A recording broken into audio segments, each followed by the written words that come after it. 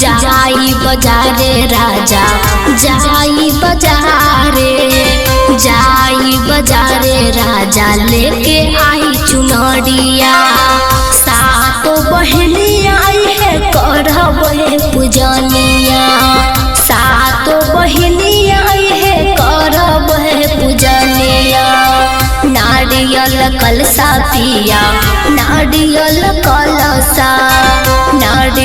कलसा पिया लेके आई दियरिया। सातो बहनिया आई है करब पूजनिया। सातो बहनिया आई है करब पूजनिया।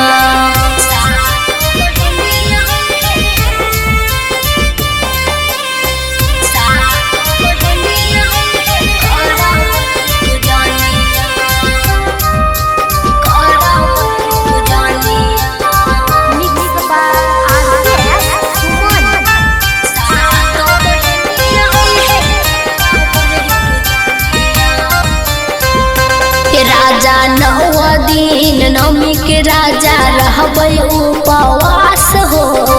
मैया रानी के कृपा से होतै सब कुछ खास हो। एहो 9 दिन नवमी के राजा रहबै उपवास हो। मैया रानी के कृपा से होतै सब कुछ खास हो। औरी ले अइहो पिया औरी ले अइहो पिया पान के पतैया। सातो बहनिया आई है करब पूजनिया। सातो बहनिया आई है करब पूजनिया।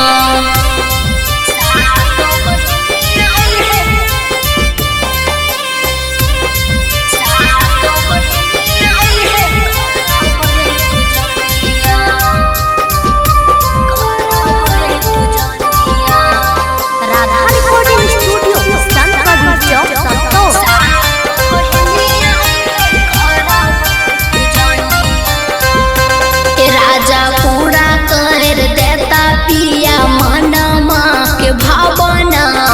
आज होते देवी मैया हमरो आंगना।